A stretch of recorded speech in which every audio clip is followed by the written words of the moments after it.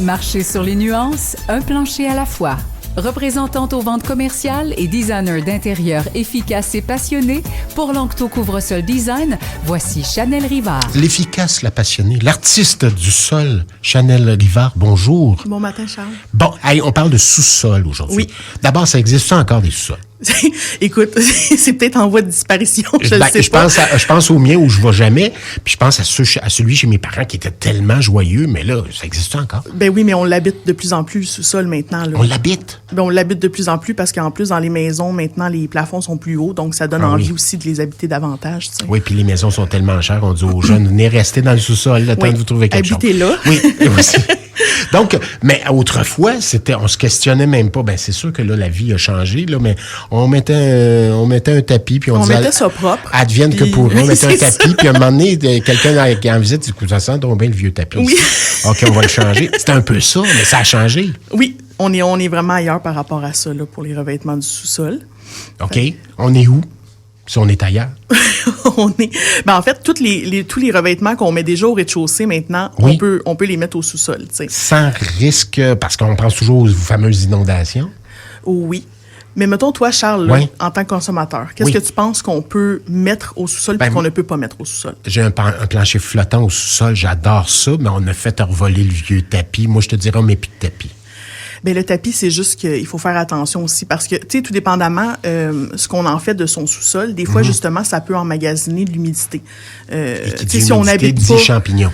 Ben c'est sûr, puis odeur aussi. Tu sais, des fois, on a cette impression-là, justement, tu sais, qu'est-ce que tu me disais par rapport à avant, où est-ce qu'on n'habitait pas beaucoup notre sous-sol, ça sentait des fois. J'aime bien ça aller chez Charles, mais moi, t'as dit que ça sent la vieille carpette. Oui, c'est ça, mais maintenant, vu qu'on l'habite, on le chauffe, tout ça, ben c'est sûr que les tapis restent quand même une bonne avenue maintenant, là. Mais là, qu'est-ce qu'on doit considérer quand, dans ma tête, à moi, on met moins cher dans le sol, les prix? Est-ce que ça existe?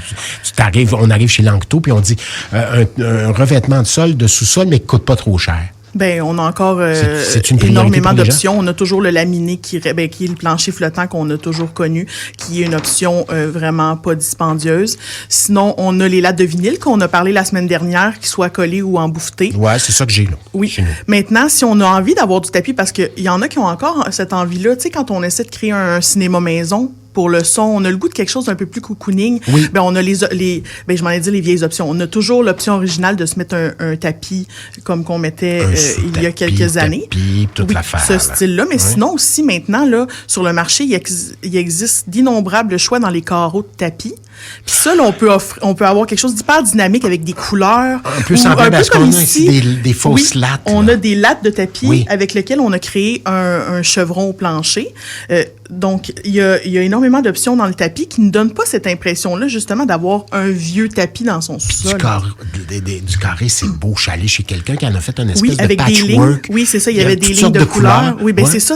On peut dynamiser même les zones. Tu sais, mettre des couleurs dans certaines zones où est-ce qu'on veut créer le cinéma maison, la place pour les enfants. Fait que c'est sûr qu'on peut faire plusieurs choses. Sinon, on peut aussi mettre de la céramique. Ça, c'est une option qu'on faisait moins dans le temps.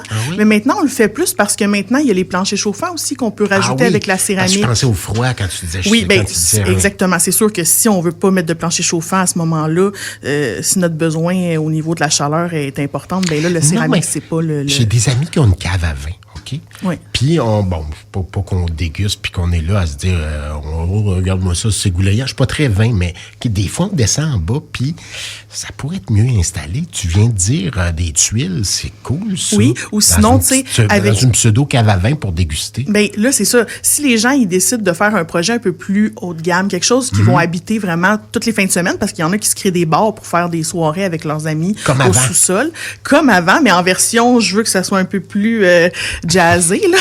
Ben à ce moment-là, on a maintenant les effets pas les effets, mais on a le bois d'ingénierie, tu sais, qu'on a discuté aussi dans une autre chronique. Le bois d'ingénierie qui peut être installé collé ou clic sur le plancher de béton.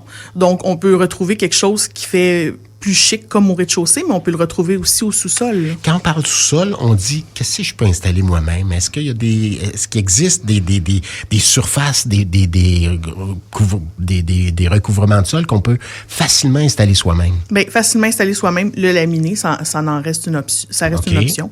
La latte de vinyle click, tout ce qui engendre pas la gestion de colle, ça va toujours être plus facile pour le consommateur parce que justement, on a un système de clic qui est un système d'emboutetage qui fait en sorte que si jamais on se trompe, on a la possibilité on déclique. Oui, on déclique, on le repose. Si on voit qu'on n'a pas parti dans le bon sens, ce qui peut arriver souvent. C'est collé. Oui. C'était de même. Même les carreaux de tapis, là, je vais peut-être vous apprendre quelque chose, mais les carreaux de tapis, maintenant, on peut les gérer facilement sans colle. On appelle ça des tactiles. C'est vraiment comme un système qu'on peut mettre au plancher qui est carrément... il y a comme c'est pas de la colle, c'est comme une discussion. Avec le sol? Non, en fait, les tactiles, c'est un système un peu d'autocollant, mais quand même plus résistant que juste un papier collant, on s'entend. Là. Mais ça fait en sorte qu'on peut même se créer une carpette au sol dans une section, puis l'enlever, puis, tu sais, il y a tant de possibilités. T'sais. Bon, tu parlais de cinéma maison. Il existe différentes surfaces, j'imagine, qui vont bien isoler, puis qui vont... comment dire, on va être bien, mais qui peut-être pas concernant l'humidité, ça va être moins à risque. Ça existe? La latte de vinyle, ça reste le choix premier, parce que c'est sûr qu'au niveau de l'absorption du son, c'est vraiment un des produits qui est le plus intéressant. Puis aussi, au niveau de l'humidité, ça réagira pas. Tu sais, si on a tendance à pas être le numéro 1 dans la gestion de l'humidité dans notre sous-sol, puis qu'on y pense pas, en fait, que c'est laissé plus à aller parce qu'on a des jeunes dans le sous-sol. Mais justement, à cet égard-là, les carreaux de tapis ou les lattes, s'il y a des jeunes qui disent j'ai échappé ça sur le tapis ou le chien est allé en bas puis il a fait pipi sur le tapis, on peut l'enlever puis on peut le remplacer. Le carreau de tapis, là, ça, c'est un des facteurs premiers que je trouve super intéressant parce que veux pas dans un espace où est-ce que tout le monde vit, il y a toujours les mêmes zones qui reviennent comme étant problématiques, les zones où est-ce qu'on a le passage le plus courant. Mm-hmm. À ce moment-là, quand il arrive un bris quelconque, on peut enlever la tuile et la remplacer par une tuile qu'on a regardée, là, tu sais, des tuiles qu'on a regardées à cet effet-là. On s'en garde quelques-unes pour remplacer. Toujours un plaisir de te parler. C'est un plaisir Chanel pour moi Rivard aussi. de chez Lanctot. Donc, Lanctot, c'est ici à Boucherville, et c'est à Saint-Isidore également. Donc, voilà, à une prochaine. Oui, à une prochaine.